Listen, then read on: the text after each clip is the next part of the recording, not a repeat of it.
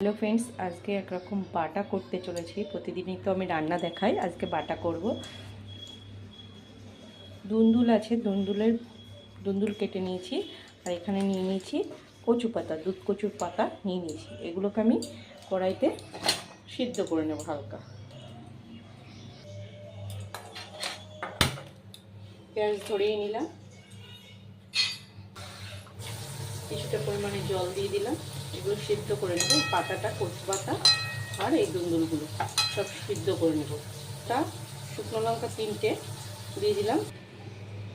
এবার এগুলোকে চাপা ঢাকা দিয়ে দিলাম। দেখা যাক, এটাকে ভাপিয়ে নিয়েছি। এবার এটাকে আমি এই ঝুড়িটার মধ্যে ঢেলে নিয়েছি। এবার এটাকে ঠান্ডা করে মিক্সচার মেশিনে পেস্ট করে নেব। এর মধ্যে আমি কয়েক কোয়া রসুন দিয়ে দিয়েছি, 7-10 কোয়ার মতো রসুন দিয়ে দিয়েছি। এগুলোকে এবার ঠান্ডা করে আমি এবার মিক্সচার মেশিনে পেস্ট করে নেব। ওই মিক্সচার মেশিনে পেস্ট করে কড়াই বসিয়ে দিয়েছি। কড়াইতে তেল দিয়ে দিলাম, কালো জিরে ফোড়ন দিলাম। যেহেতু আমি শুকনো লঙ্কা 3টে দিয়েছি এর মধ্যে, ওই জন্য লঙ্কা ফোড়ন দিলাম না, ঝাল হয়ে যাবে অতিরিক্ত। এবার পেস্ট করা এগুলো। এখন সামান্য লবণ দিলাম, সামান্য হলুদ আর একটু মিষ্টি। এবার এটাকে ভালো করে কষিয়ে নেব।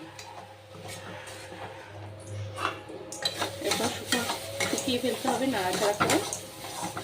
যখন দেখবেন কড়াই থেকে উঠে আসছে, তার মানে পরোটাটা প্রায় হয়ে আসছে। এরকম বাটা দিয়ে কার কার ভাত খেতে ভালো লাগে আমাকে কমেন্ট করে জানাবেন।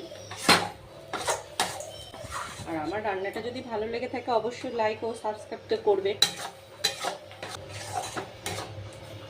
পুরো শুকনো শুকনো করে নিতে হবে, গরম ভাতে একদম জমে যাবে। এই বাটা হলে আর কিছু প্রয়োজনই হয় না। যারা বাটা পছন্দ করে তারা এই বাটা দিয়েই অনেক খেতে পারে। হয়ে গেছে, এবার নামাবো।